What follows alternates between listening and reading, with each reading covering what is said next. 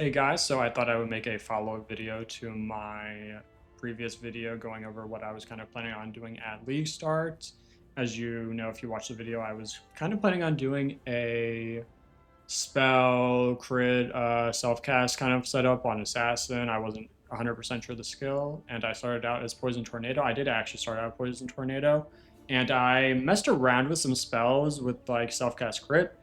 I just simply wasn't a fan of the damage and survivability.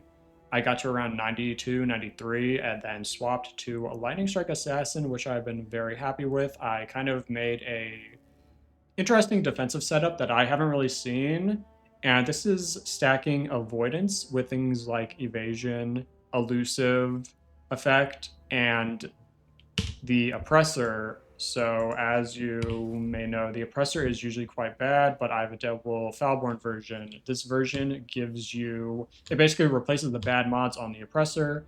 One of them turns into avoid damage from hits, and another is block spell damage. Both of these are extremely strong, and the rest of the oppressor stats are basically not too good. It gives some armor evasion, which is okay. It gives a lot of suppress, which is actually pretty good, and chance to block, also quite good. So as you can see here, I have, without any buffs, 14k evasion, and I am at 40-49 block. And then when I have elusive, I forget it's something like 30% chance to avoid damage from everything. So this kind of makes it feel almost like a gladiator in the sense that things rarely hit you, even though my max hits aren't great. They're like, it's like 10 something k or 11k fizz max hit, and 30, I think like 5k for the LE and Chaos Max hits. So yeah, I thought I would just show a bit of mapping in this juiced kind of breach map that I was doing. As you can see, this is a pretty rippy map. This is 60% Delirious, I believe. Yeah, 60% Delirious on here. It's a full map effect atlas. You can see a damage mod rolled, crit mod, area of effect. So this is and 3 additional projectiles, quite a ripping map. So yeah, I will just do a little showcase here. Take this halter. So yeah, even though the max hits aren't great because this is Assassin, the avoidance layers have been working out for me quite well. I've been actually pretty surprised they worked out even more than I thought. So if I just do a breach, I don't really want to stand on all of them because I probably won't evade all of them. The issue here is when you do not have the elusive buff up, if you're out of combat, you do lose a good chunk of that avoidance. So that is one weakness of the build. The other weakness, I would say, is damage over time effects, like just ground degens if you're not leeching, obviously, and other things like Shaper Beams from rare mobs can be annoying. But the damage is extremely high, which is good, and I do not have Headhunter yet. I'm a bit poor at the moment, as I've just been... I did a lot of League Mechanic, and League Mechanic is honestly quite bad.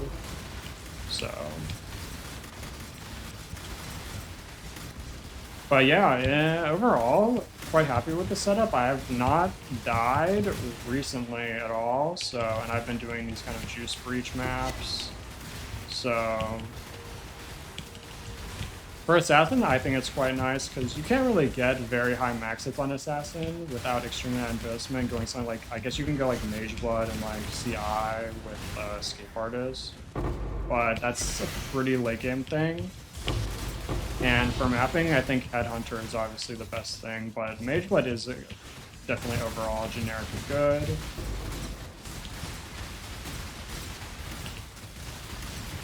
So yeah, as you can see, it's going, you know, pretty smooth right now. Not really getting hit much. So yeah, I do plan on getting, hopefully going to get Headhunter in the next day or so. And I'm looking forward to Abyss buffs. I think Spit will be very good at Abyss. The damage is extremely high. I think right now I'm around 80-ish million or 90 million damage in maps with stuff like my Cinder Swallow up and Rage. So no issues in the damage department. And generally, the issue with Assassin is simply just the survivability aspect, which I am liking a lot on this setup.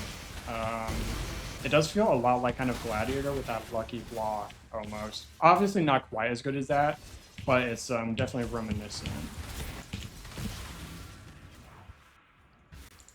So, yeah. That is pretty much everything. I can leave the path of building in the description, and I guess I can go over it a little bit here.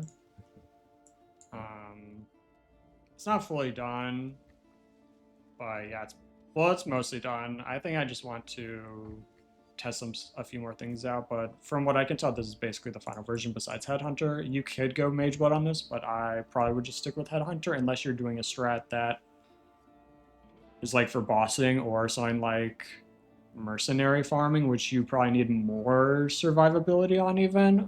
But I'm not sure if this build could do that without kind of swapping a good fair amount of stuff. But yeah, 89 million damage. Going over I guess I can briefly go over the items. Nothing like mega expensive here. I think foulborn oppressor was the highest costing item I bought, which was around 20 divines first few days. 2 tamings, yoke, darkness enthroned, not even 100% roll. This wasn't even 100% isn't even expensive. I just bought this one. I was quite poor because I was kind of re-rolling because I wasn't having the spell set up because I was just dying way too often.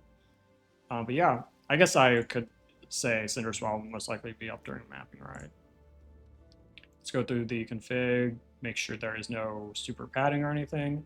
Project Frenzy, Fortification, Elusive, obviously. 15 Rage, not even max Rage. Don't have anything set for Opportunistic.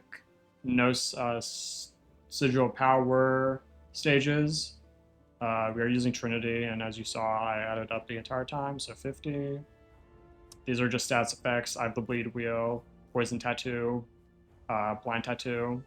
This is from Heat Shiver, the Ignite Burning, and Shield, and Frozen, and Shocked from Cold and Lightning damage, obviously.